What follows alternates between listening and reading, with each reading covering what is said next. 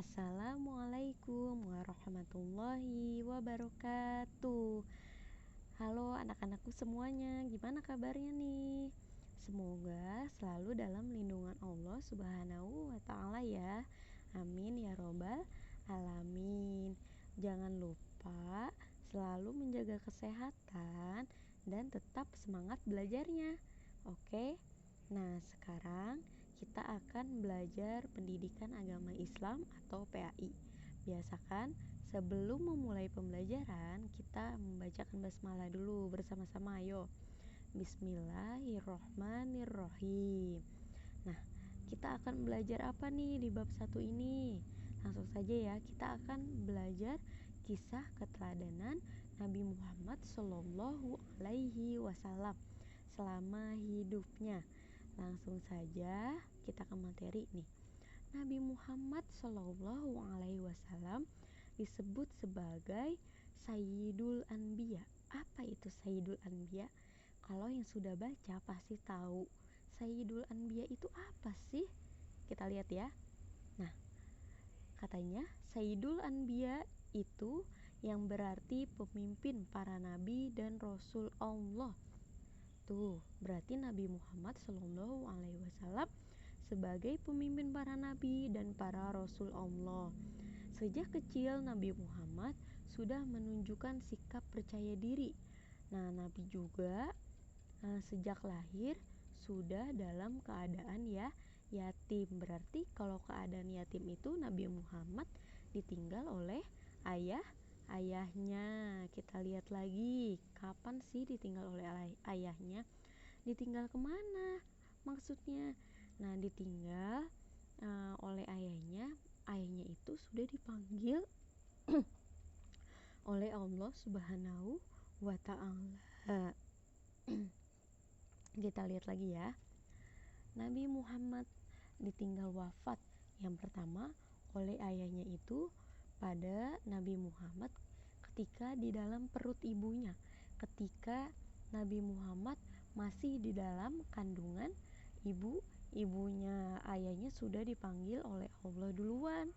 Tuh, maka dari itu Nabi Muhammad ketika masih dalam kandungan sudah dalam keadaan yatim. Nah, lalu pada usia 6 tahun Nabi Muhammad ditinggal wafat oleh ibunya. Ibunya menyusul ketika Nabi Muhammad di usia 6 tahun. Nah, sejak usia 6 tahun berarti Nabi Muhammad Shallallahu Alaihi Wasallam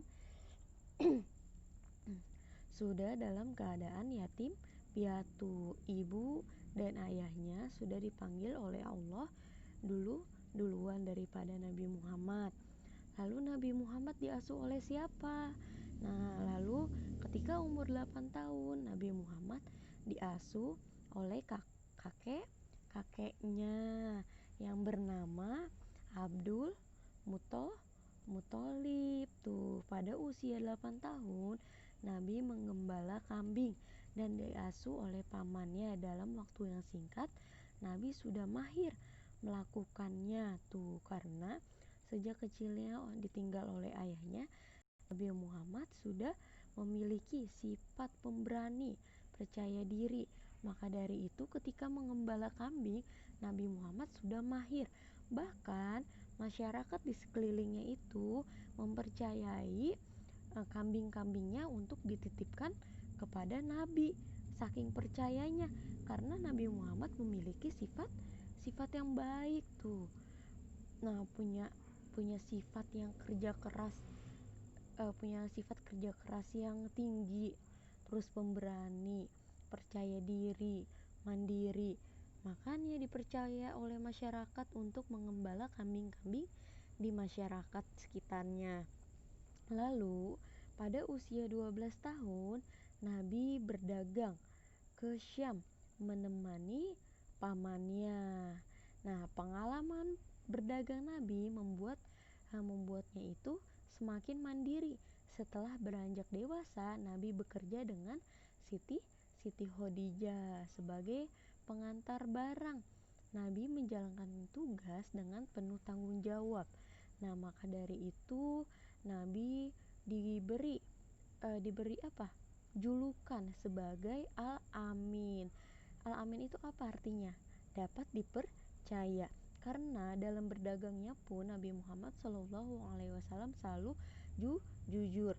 Walaupun berdagang bersama pamannya, Nabi Muhammad selalu bersifat jujur, bersikap jujur kepada pelanggannya atau pembeli pamannya, tidak pernah melebihi dagangan pamannya walaupun yang dijaganya itu oleh Nabi. Lalu kepada Khadijah, setelah Nabi Muhammad ikut dagang ke pamannya itu, lalu kan Nabi Muhammad ikut berdagang kepada Siti Khadijah, yang pada akhirnya Siti Khadijah menjadi istrinya Nabi Muhammad.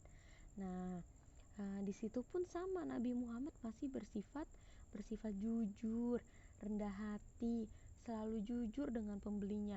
Maka dari itu Nabi Muhammad diberi julukan sebagai Al-Amin. Nah, yang berarti dapat dipercaya. Kita lanjut lagi. Kisah Nabi memiliki sifat yang adil. Nih, ada kisahnya. Nah, suatu ketika pemimpin kabilah Quraisy berselisih tentang siapa yang berhak meletakkan batu Hajar Aswad di Ka'bah. Ketika itu Ka'bah sedang direnovasi. Setelah selesai direnovasi, mereka saling berebut tuh kabilah-kabilah di Arab. Mereka beranggapan paling berhak meletakkan batu Hajar Aswad di tempatnya. Tuh, para pemimpin kabilah itu setiap orangnya selalu memiliki sifat bahwa dirinya itu yang berhak meletakkan batu Hajar Aswad di Ka'bah. Karena tidak ada yang mau mengalah, akhirnya salah satu dari pemimpin kabilah mengusulkan supaya Nabi Muhammad memutuskan perselisihan yang terjadi. Karena sejak dulu Nabi Muhammad itu sudah dipercaya oleh masyarakat di sekitar situ. Dan pada akhirnya, nah, dengan dengan percaya diri, Nabi Muhammad melepaskan sorban yang dipakai lalu menggelarnya. Setiap pemimpin kabilah diminta untuk memegang tepi sorbannya, dan Nabi meletakkan Hajar Aswad di tengah-tengah sorbannya. Nah, kata Nabi Muhammad, ya udah, jadi baiknya gini aja, ini ada sorban, ini bahasa kitanya ya, Miss hanya memperjelas saja. Nah, kata Nabi Muhammad, ya udah, daripada berebut, ini ada sorban, digelarlah oleh Nabi, lalu batu Hajar Aswad itu diletakkan di tengah-tengah sorbannya. Nah, setiap dari pemimpin kabilah itu berhak memegang sisi dari sorbannya, dan pada akhirnya para pemimpin kabilah menggotong sama-sama batu Hajar Aswadnya ke Ka'bah. Nah, mulai dari situ masing-masing dari kabilah merasa dihargai dan mendapat kesempatan. Sejak itulah kabilah bersatu dan mereka memuji keputusan Nabi Muhammad SAW yang adil bagi mereka semua. Itu kita lanjut lagi, itu tuh ceritanya, Nabi Muhammad memiliki sifat yang adil. Nah, lalu Nabi Muhammad mempunyai percaya diri dan mandiri. Nah, percaya diri apa sih? Percaya diri berarti percaya kepada diri sendiri atau meyakini bahwa kita memiliki kemampuan untuk melakukan suatu pekerjaan dengan baik tuh. Maka dari itu kita juga harus mengikuti sifat Nabi Muhammad, tidak boleh minder, harus percaya diri. Sikap mandiri adalah melakukan sesuatu sendiri tanpa meminta bantuan orang lain. Semua yang menjadi tugas dan tanggung jawab dilakukan sendiri dengan penuh tanggung jawab. Itu namanya mandiri. Nah, ini ada contoh gambarnya nih. Yang pertama, percaya diri. Nah, ini ada siswa tuh, dia percaya diri. Maka dari itu dia maju di depan kelas untuk menjelaskan materi yang telah dijelaskan sebelumnya oleh gurunya. Nah, itu memiliki percaya diri. Terus selain itu contohnya misalnya tampil di panggung ketika sedang ada pensi di sekolah. Tuh, itu juga percaya diri ya, tidak boleh minder ya. Kita harus percaya diri semuanya, tidak boleh ada yang minder. Nah, terus mandiri. Nah, mandiri apa? Melakukan pekerjaan itu tanpa bantuan orang lain tuh, kayak meletakkan pakaian, merapikan pakaian sendiri.